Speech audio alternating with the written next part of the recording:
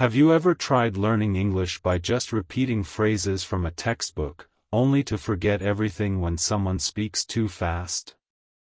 That's because real learning happens when you're emotionally connected to the story. Your brain remembers stories better than grammar drills, and that's why today's video is not just about what happened, it's about how you can learn English by feeling it.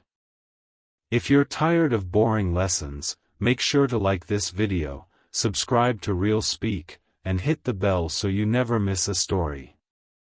Now let's jump into this unforgettable moment in Dubai that starts with a park bench and a very deep nap. Daniel was exploring Dubai on his second day in the city. It was his first trip to the Middle East, and everything felt both exciting and unfamiliar. The air was dry but clean, the buildings towered like steel giants, and the streets were wide, modern, and full of life. After visiting the Dubai Mall and taking pictures near the Burj Khalifa, Daniel decided to slow things down.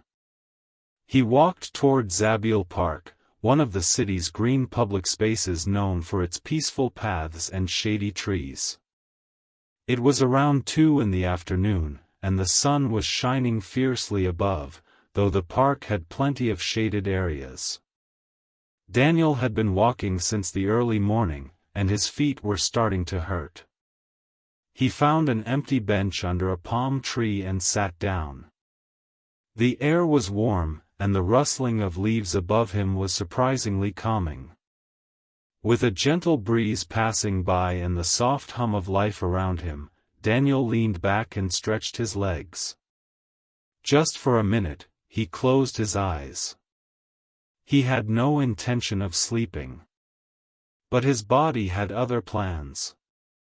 Before he knew it, Daniel had fallen into a deep, heavy nap right there on the bench.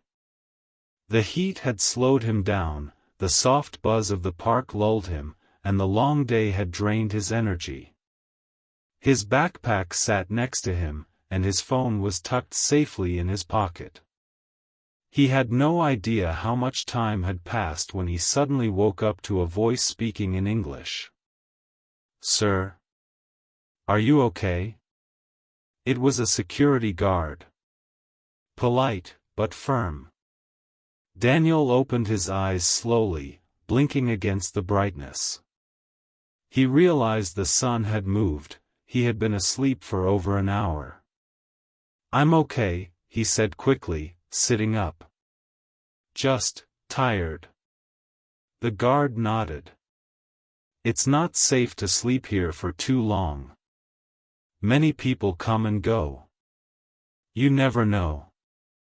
Daniel apologized, thanked the guard, and stood up. His body felt stiff, and his mouth was dry. He was slightly embarrassed, not because anything bad had happened, but because he realized how vulnerable he had been. Sleeping in public wasn't exactly common in a place like Dubai, especially for tourists. He checked his belongings. Everything was there, his wallet, his phone, his passport. Still, the experience shook him a little. Not in a frightening way, but in a wake-up call kind of way. He realized he had underestimated his exhaustion and overestimated how safe it was to nap in a foreign country, even in a clean, organized place like Dubai. That evening, he returned to his hotel and reflected on the experience. In his journal, he wrote, "Falling asleep on a park bench in a new country teaches you more than a guidebook ever could." He noted the importance of self-care while traveling, the risks of letting your guard down too much, and how being polite and honest, especially in English, can help in unexpected situations. He remembered how he spoke to the guard. Simple, clear English, "I'm okay. Just tired. Thank you." These phrases were not from a textbook, but from the real world. And the way the guard responded, with kindness but seriousness, reminded him how much tone and body language mattered, not just words. In the days that followed, Daniel stayed more alert. He paced himself better during sightseeing, carried a water bottle, and found indoor spots to rest. But more importantly, he learned to stay aware of his surroundings while traveling. He began to read public signs more carefully and even practiced short, polite phrases he might need in unusual situations. Is it okay to rest here?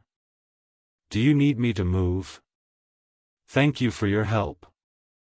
It wasn't the museum tours or luxury malls that stuck with him the most from Dubai, it was that quiet hour on a park bench, the vulnerability of being far from home, and the unexpected lesson in awareness, language, and human kindness.